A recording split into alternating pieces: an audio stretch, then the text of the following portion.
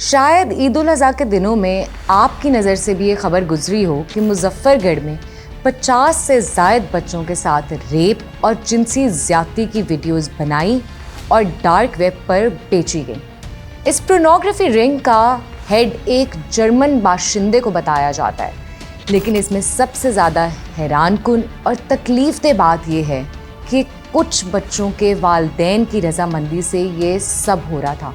मगर ये कहानी शुरू कहाँ से हुई?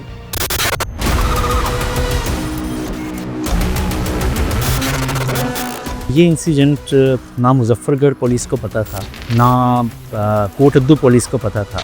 उनकी उस वीडियोस को डार्क वेब पे हजारों डॉलर के इव्स रोजाना की बुनियाद पर बेचा जाता था।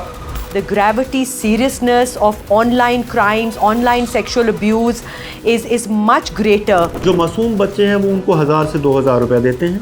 उसके इंटेंशंस क्या थी, उसके पीछे प्लानिंग क्या थी, शायद उससे अवेयर नहीं थे हमारे इदारे।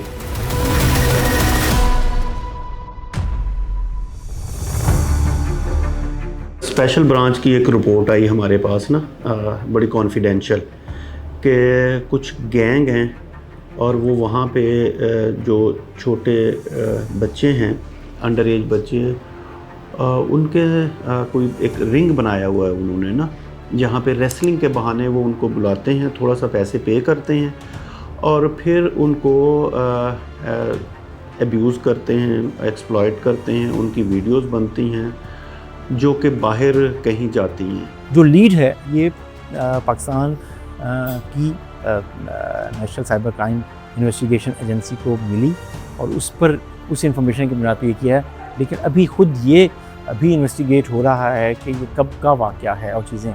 जिस तरह की वो थी इंफॉर्मेशन, वो वहाँ पे रिकॉर्डिंग जारी थी और हमने उनको एप्रीहेंड किया। मासूम बच्चे थे, उनको इंटरव्यू किया, बाज़ेयाब करवाया और फिर जो वहाँ पे क्राइम सीन के ऊपर हमें जो उनके मोबाइल्स मिले डिजिटल एविडेंस की सूरत में, हमें वहाँ पे जो जहाँ पे वो स्टोर करते थे वीडियोस वो हमें मिली, जिनमें सैकड़ों की तादाद में वीडियोस थी हर तरह की। वो कैमरा जिससे वो रिकॉर्डिंग करते थे, वो स्टूडियो, वो सारा फिर हमने वो उसको कन्फिस्केट किया, वो उसको केस का हिस्सा बनाया और हम लेके आए। अंडर एज बच्चे थे तो उनको रीहैब की ज़रूरत थी, तो हमने फौरी तौर पे केस रजिस्टर करने के बाद हमने उन्हें जो कंसर्न ऑनरेबल कोर्ट है वहाँ पे हमने उनको लेके गए। ये इंसिडेंट ना मुजफ्फरगढ़ पुलिस को पता था, ना कोटद्दू पुलिस को पता था। ये FIA का जो ज़ाहिर एक नया शक्ल बनी है, national crime investigation agency, cyber crime investigation agency, तो उसकी ही लीड पर ये एक्टिविटी हुई और ये एक्टिविटी हुई ज़िला कोटद्दू के इलाका दायरा 3 पनाह के अड्डा पीर जुग्गी शरीफ के करीब एक चक में। उनकी उस वीडियोस को डार्क वेब पे हजारों डॉलर के इव्स रोजाना की बुनियाद पर बेचा जाता था। लाइव एक्टिविटीज पूरी दुनिया में वहां से मुजफ्फराबाद से ये गैंग ऑपरेट करता था। डार्क वेब जराइम की एक ऐसी दुनिया है जिसे ट्रैक करना बहुत मुश्किल है। जैसे हमारी दुनिया में चोरी, डकैती, रेप, कत्ल सब होता है, डार्क वेब की इस ख़तरनाक दुनिया में आपको किसी भी जुर्म को करने या करवाने की रसाई हासिल होती है। Child pornography, abuse, leaked videos, non consensual sexual abuse content, shooters की हायरिंग, कत्ल, फाइनेंशियल फ्रॉड, उनके अहकामात देना या करना या करवाना, सब कुछ बहुत आसानी से डार्क वेब पर दस्तयाब है। और अब तो ज़्यादातर पेमेंट्स क्रिप्टो करेंसी में होती हैं ताकि मुजरिम को पकड़ा ना जा सके। उसका हम ट्रैवल इवेंट ले चुके हैं, उसके पासपोर्ट की कापियाँ ले चुके हैं, उसका यहाँ से होटल जहाँ ठहरा वहाँ रिकॉर्ड ले चुके हैं, जो जिस प्रोटोकॉल के साथ उस गांव में विज़िट किया वो ले चुके हैं, यहाँ से बच्चों को अगर वो नॉर्दर्न एरियाज़ ले चुका वो ले चुके हैं, वो जितने पैसे भेज चुका था वो ले चुके हैं। और अगर वो 7 अप्रैल से 28 अप्रैल तक 2025 में यहाँ पे 21 डेज़ रहा तो हमारे पास वो रिकॉर्ड आ गया। चूँकि वो गैर मुल्की है और पाकिस्तान से बाहर था, इसलिए फौरी तौर पर उसको एप्रीहेंड करना इट्स अ डिफ़िकल्ट टास्क। यहाँ कुछ अहम बातें ये भी हैं कि एक जर्मन बाशिंदा पाकिस्तान आता है, ना सिर्फ मुल्तान के एक होटल में रहता है बल्कि दायरा दीन पनाह के एक गाँव में भी जाता है। अपने इस रिंग में शरीक मुजरिमान के साथ कुछ मासूम बच्चों को पहाड़ी इलाकों में न जाने किस मकसद के लिए लेके जाता है, घुमाने फिराने के लिए। वहाँ उन्हें खाने खिलाता है, वीडियोस इंटरनेट पर मौजूद होती हैं। मगर इस सब में हमारे सिक्योरिटी इदारे सोए कैसे रह जाते हैं? क्या आपको तकरीबन 10 साल पहले कसूर में होने वाला वाक़या याद है? इसी किस्म की कहानी थी। 200 से ज़्यादा बच्चे, सैकड़ों वीडियोस, डार्क वेब, सब था। मगर उसका बना क्या?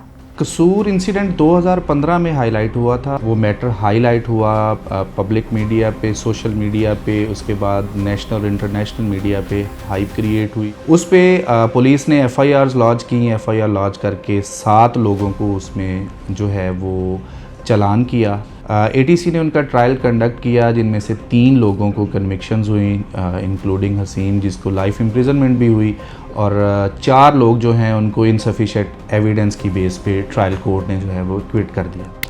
अब उसके अगेंस्ट अपील्स फाइल कर दी मुल्ज़मान ने, जो कि लेटर ऑन 2023 में ऑनरेबल हाई कोर्ट ने जिन अक्यूज़ को कन्विक्शन हुई थी उनको भी बरी कर दिया और फैसले में होल्ड फरमाया कि जो एविडेंसेस पुलिस ने कलेक्ट की हैं वो इनसफिशेंट हैं और जो वीडियोस हैं वो इस काबिल नहीं है कि उनका फोरेंसिक एनालिसिस हो सके, और ये सारी चीज़ें फेवर कर रही थी एक्यूज़ को।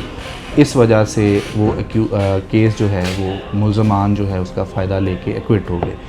It highlights for us the gravity of this situation कि जहाँ पे एक तरफ पाकिस्तान में हमारे यूथ में, हमारे बच्चों में इंटरनेट का एक्सेस, डिजिटल फ़ोन, स्मार्टफोन्स और कनेक्टिविटी जहाँ पे बेहतर हो रही है और होनी चाहिए, वहाँ पे जो रिस्क्स हैं ऑनलाइन अब्यूज़ के, पोर्नोग्राफी के, सेक्सटॉर्शन के, वो सब बढ़ रहे हैं।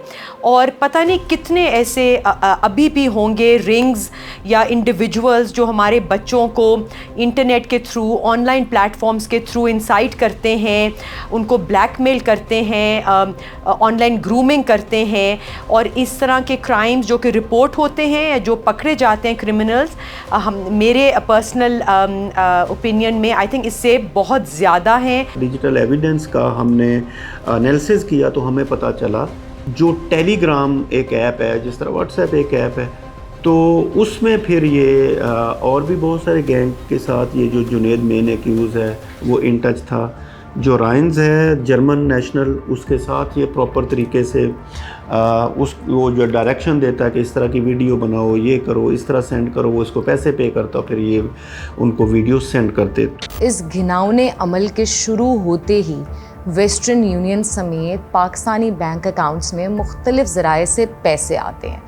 न जाने बैंक्स और स्टेट बैंक ने इन लोगों से कोई जस्टिफिकेशन मांगी या नहीं, और इन्होंने क्या जवाब दिया?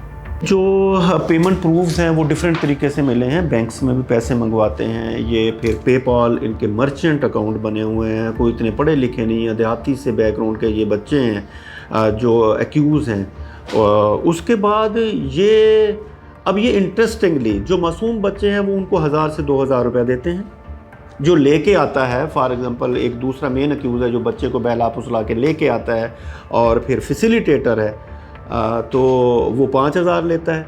लेकिन ये पर वीडियो 100 से 300, 400 यूरो या डॉलर्स में ये चार्ज करते थे, और वहाँ से फिर जो इनके वेस्टर्न यूनियन के थ्रू इनके आईडीज़ के ऊपर वो जर्मन नेशनल या दूसरे भेजते थे, वो प्रॉपर हमारे पास सबूत आ चुके हैं। तो 100 से 300 डॉलर के दरमियान पर मूवी जो क्लिप ये भेजते थे वो ये चार्ज करते थे। पैसे यहाँ पे आते हैं, किस तरह डिस्ट्रीब्यूट होते हैं, ये एक पूरी चेन है जिसको पकड़ना चाहिए, इन्वेस्टिगेट करना चाहिए और एविडेंसेस को स्ट्रॉन्ग करना चाहिए। इसमें स्पेशल प्रोसिक्यूटर्स अपॉइंट करने चाहिए जो कि पहले दिन से उनके साथ अटैच हों, ताकि वो जो एविडेंस कलेक्ट कर रहे हैं उसकी एडमिसिबिलिटी को साथ साथ प्रोक्योर करते रहें, ताकि कल ये चालान जब कोर्ट्स में आएँ तो इन मुल्ज़मान को कन्विक्शन हो सके। बच्चों के वालिदैन ने ना कभी कहीं शिकायत दर्ज करवाई, ना यह वाक़या इस तरह से मंजर आम पर सामने आया, मगर क्या उन्होंने कभी जाकर ये भी नहीं देखा कि इस बॉक्सिंग एरिना में हो क्या रहा है? एक अफसोसनाक बात यह है कि कुछ लोगों के घर वाले और वालिदैन भी इस घिनौने धंधे में शामिल निकले हैं। उन पर भी, उनका वालिदैन हो या कोई हो, उन पर भी कार्रवाई का आगाज़ किया गया है। डायरेक्टली पेरेंट्स इन्वॉल्व नहीं हो सकते, ठीक है, ये बात मानने में नहीं आती कि पेरेंट्स डायरेक्टली इन्वॉल्व हैं। हाँ, ये ज़रूर हुआ होगा कि पेरेंट्स को ब्लैकमेल करने के लिए, पेरेंट्स अपनी इज़्ज़त बचाने के लिए उन्होंने कंप्लेंट्स लॉज नहीं करवाई होंगी। कुछ पेरेंट्स को ये मालूम भी था कि हमारे बच्चों के साथ ऐसा हो रहा है, तो इसलिए हम उनके पेरेंट्स को बच्चों को देने की बजाय हम चाइल्ड जो रिहैब सेंटर है वहाँ पे लेके आए। लोकल लोग इस बात को तस्लीम नहीं करते कि यहाँ इस बड़े पैमाने पर कोई चीज़ हो रही थी। अगर आपको ये वीडियो पसंद आई तो अभी सब्सक्राइब करें।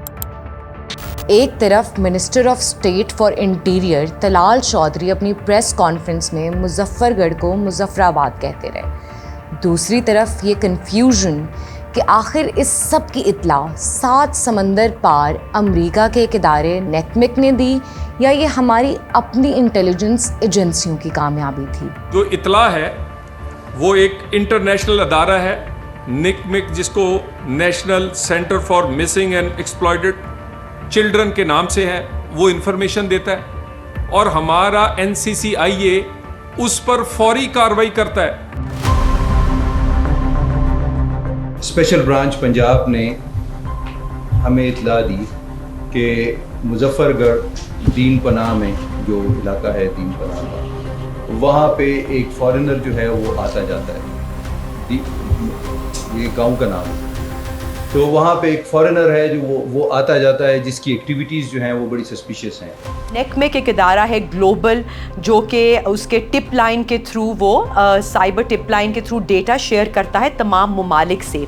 और पाकिस्तान में उन्होंने जो डेटा शेयर किया, उन्होंने कहा 1.92 million cases of CSAM child sex abuse material के पाकिस्तान से उसने शेयर किया है। इसका ये मतलब नहीं कि इस नंबर ऑफ केसेस जो हैं उतने केसेस सेक्सुअल वायलेंस के उतने इस मुल्क में हो रहे हैं, बल्कि 1.92 million child sex abuse material या पाकिस्तान में प्रोड्यूस हुआ है या शेयर हुआ है या अपलोड हुआ है, जो कि by itself is very very serious and very concerning for अस।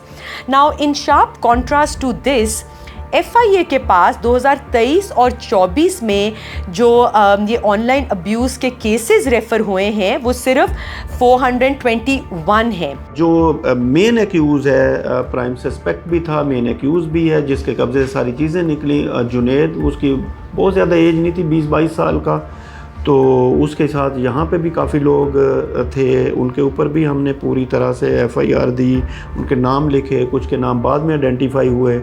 50 से 100 बच्चों का उसने एतराफ़ किया। अब वो बच्चे हैं, वालिदैन हैं, जिन वालिदैन को पता है कि हमारे बच्चे इस रिंग में रेसलिंग के बहाने जाते थे, तो वो फिर बच्चे साफ ज़ाहिर है उन्होंने फिर उसको हमने उनसे ज़्यादा ज़िद भी नहीं की। इस इलाके में या पाकिस्तान में चाइल्ड अब्यूज़ तो पहली दफ़ा नहीं हो रहा।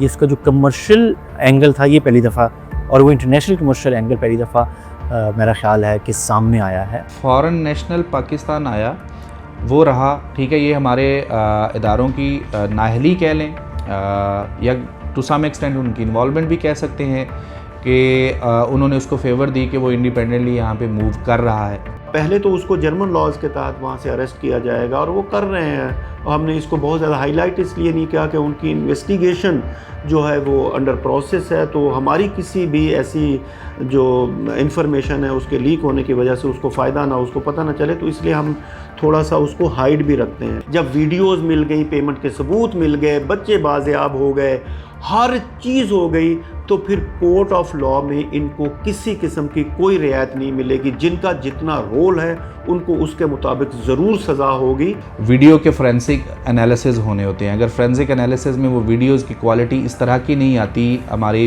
लैब कह देती हैं कि हमारे पास जो टूल्स हैं उसमें हम इसको आइडेंटिफाई नहीं कर सकते कि ये विक्टिम है या ये एक्यूज़ कौन है, तो फिर उसकी एडमिजिबिलिटी के दूसरे तरीक़ाकार जो हैं उनको अडॉप्ट करना चाहिए, जिसके तरीके वो वीडियो जो है वो पर से एडमिसिबल हो जाए। इस नोयत की ना ये पहली कहानी है और ना आखिरी, मगर ऐसे वाक़यात की रोकथाम के लिए हमारे कानूनी निज़ाम में क्या तब्दीली लाना ज़रूरी है। वालिदैन बेहतर किरदार कैसे अदा करें और मुआशरा इन मज़लूम बच्चों की आवाज़ कैसे बने। ये वो सवाल हैं जिनके जवाब हम सबको मिलके ढूंढने हैं।